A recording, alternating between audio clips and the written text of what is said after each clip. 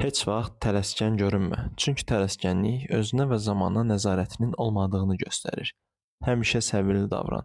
Sanki hər şeyin gec-tez sənin ayağına gələcəyini bilirsən. Doğru anın detektivi ol.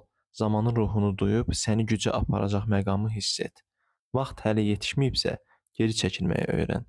Yetişdiyi an isə bütün gücünlə və qətiyyətinlə hərəkətə keç.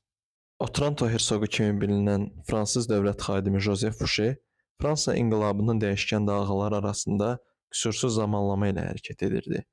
Özünə sərfəli olduğu müddətdə Maksimilyen Robespierre dəstəklədi, lakin ən uyğun anda ona qarşı çevrildi. O, rejimlərin nə vaxt yüksələcəyini, nə vaxt süqut edəcəyini hiss edərək dəfələrlə tərəf dəyişdi.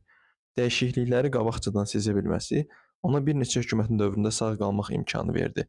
Halbuki başqaları bu prosesdə məhv olurdu. Bu nümunə göstərir ki, güc zamanın axınını oxuya bilən və ona uyğun hərəkət edənlərə məxsusdur.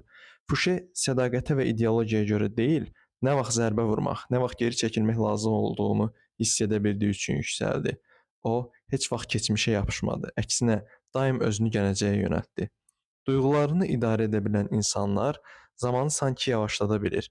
Bu da onlara daha aydın düşünmək və fürsətləri başqalarından əvvəl görmək imkanı verir.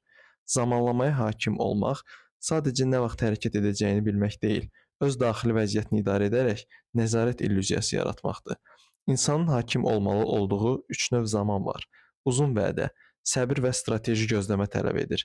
Məcburi vaxt başqalarının tempini idarə etməyi əhatə edir. Həlledici məqam isə qəti hərəkət anıdır. Tələsənlər çox vaxt uduzur, zamanı idarə edənlər isə nəticəni müəyyənləşdirir. Əgər videonu bəyəndinizsə, videonu like etməyi və kanala abunə olmağı unutmayın.